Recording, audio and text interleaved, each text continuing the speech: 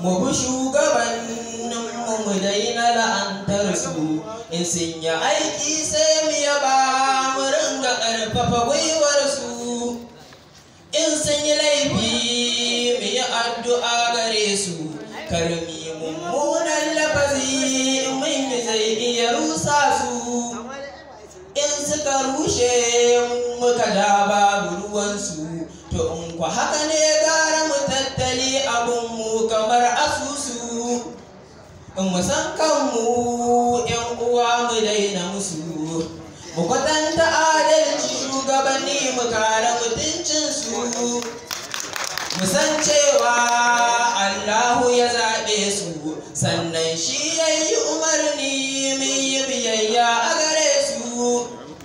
Allah sarki shugabanni na haƙuri, wani zai zage su akan dalili marar ƙwari, wani zai aibata su ya ce ba su ƙoƙari, wani zai ce ba su da adalci babu jinkiri, wani in an ba shi rabo ya yi cuta ke marmari, ƙarshe ya cinye kuɗin malikansu ya zama makiri, amma ya shelanta wai gwamnati ba ta da adalci, da ya san ƙoƙarin da suke bayyin wannan furci.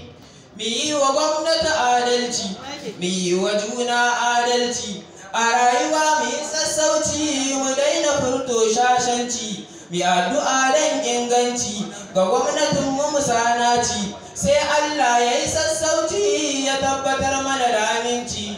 Shugabanni ne addu'a zan yi gare ku, shugabanni Allah ya taimake ku, shugabanni Allah ba ku ikon sauke haƙƙinmu, shugabanni jigo na ƙasa ta Najeriya, shugabanni gata mai uwa har da maraya, shugabanni Rabbu ba ku ikon gama mulkin ku gama lafiya.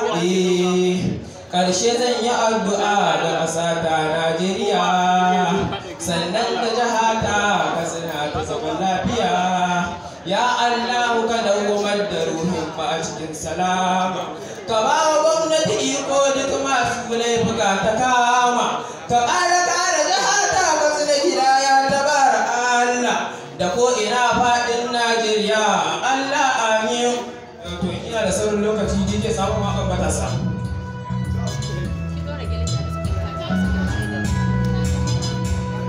Ina kira gare ku matasa, in kana da shi ka yi amfani da shi, idan kwa baka da shi ka yi haƙuri, kar ka sanya rayuwa cikin hatsari.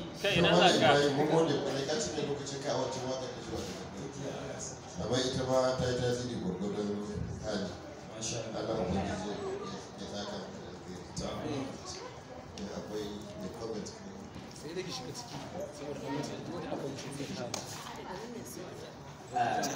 me ka fahimta da shugabanci?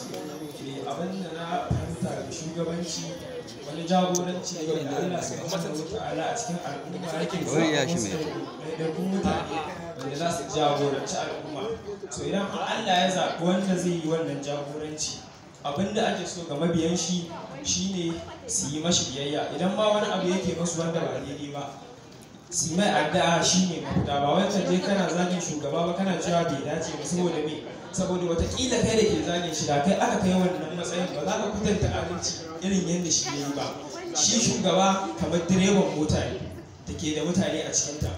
Idan misali kuna tafiya ku fasinjas ne, ga direban mota kai da cikin motar sai kake ce ma direban Allah ya sa ya hatsari, to ka sani fa idan ya hatsarin nan ba shi kaɗai ta shafa ba, hada ku duka da ke cikin motar, to shi shugaba kamar haka ne. Idan kai mabiyin shugaba ya isa na wannan waka ta fita shugabanni da kai, shin ka rubuta ta karera ta koko dai yanzu da kai ta azama? To gaskiya wanda dai na rubuta ɗaya ita ce wanda na ba DJ. Ita wannan dai yanzu na ce dama na yi tunanin ko lokacin zai ishe ni, na ce bari mu fara ƙirƙirar mu shi da waka na su, idan na yi insha Allah kuma wanda aka samu DJ ita kuma wanda na sai da kuma wanda aka to kana iya kirkirar waka ka yi ta nan take Bismillah ta'ala. to ba zan sanya ka ba saboda ka cinye lokacin ka amma shekarar ka nawa kana Gaskiya zan kai kamar shekara na dai fara tun 2014 amma sai na bari sai 18 ci gaba. yanzu kana da shekara nawa Yanzu ina da shekara 23. to Allah ya kara hasken makaranta To amma na gode. Kuma wani mawaƙi kake so ka zama a zuciyar ka bude ka? Zama kamar wani mawaƙi. To kamar dai irin mawaƙa na can baya masu waƙoƙin faɗakarwa su irin su Alima Kawu, Mamman Shata da sauransu na gargajiya saboda ni ina kishin al'ada ta haƙo ba ina kallon su nake kallo irin. Kuna sauraron kaɗan irin su Shata na kuna sauraro anya ba ƙarya kake ba. Ba gaskiya ina ji dan yanzu haka ma a waya ta ina za so zan buɗe ma insha Allah za a samu waƙar Shata a ciki. Ko? Insha Allah. Kana jin waƙan kotso kiɗan kotso? Insha Allah ina ji a nan ma nan ne da na zo wannan waƙar da zan gabatar live da kuma masu kalangun da neman magana cewa su zo saboda kishin al'ada ta su zo su buga min kalangu so gaskiya su yi disappointed ina ne shi yasa kai na ce bari in yi amfani da wannan dama da Allah amma na so a ce su zo saboda ina kishin al'ada ta yana so a ce nan na wani darajar al'ada ta na zo da masu kalangu suna buga min ita ma da dalilin Allah shi dalilin to amma ba sa gode Heroes, thank you very much.